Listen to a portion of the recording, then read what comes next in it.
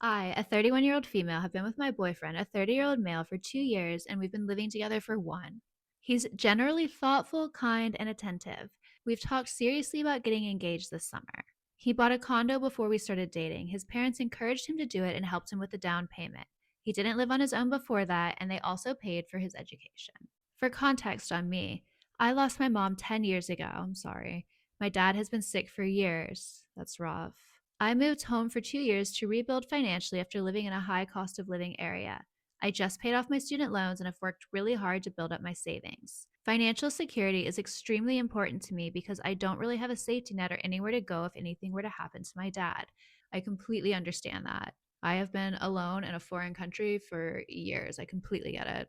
My boyfriend now wants to sell his condo because after running the numbers, he thinks that we'd save more money renting together long term. I'm open to renting even though my monthly cost would increase because I'd be part of the decision, location, space, etc. The issue, he'd likely take about a $25,000 loss after fees if he sells his condo. Last night, he said he's debating selling now instead of waiting until his mortgage renewal because even if he waits, he might still be selling at a loss, and selling now gives him more time to rebuild savings. And then he said, and realistically, it's going to be costing you 25K because I don't have that money.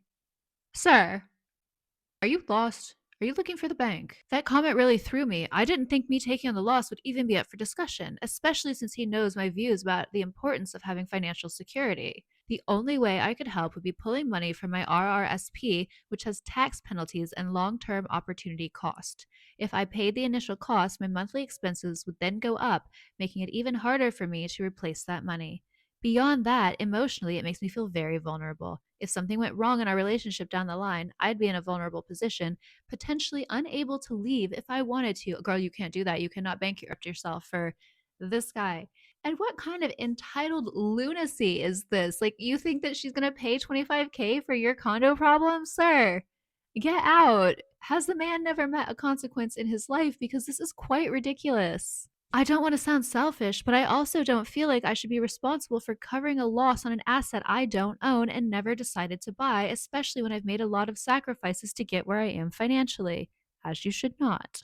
He's a kind and generous partner overall, which is why this feels confusing, but it's making me second guess whether I'd feel financially safe getting engaged without clearer protections in place. Am I being unreasonable for not wanting to take on this 25K? If you were in my position, how would you protect yourself? Would you speak to a lawyer, financial advisor, or both? Girl, I just would not do it. I would be like, sorry, son, like I am not a bank.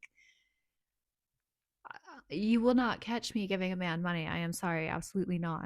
The first comment says, "Your boyfriend is a financial idiot. He's selling the condo at a massive loss so that he can rent?" Question mark. He's a fool. Do not agree to take on the financial loss for him and seriously reconsider the relationship. If financial security is important to you, then do not merge finances with someone this stupid. You'll never have the security you want because you will be constantly bailing him out of his poor financial decisions. Amen. You will be doing that. I I can't. I can't.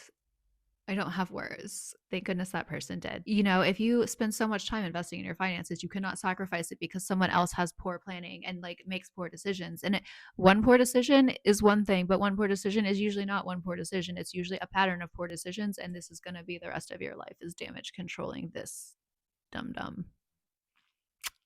Good luck.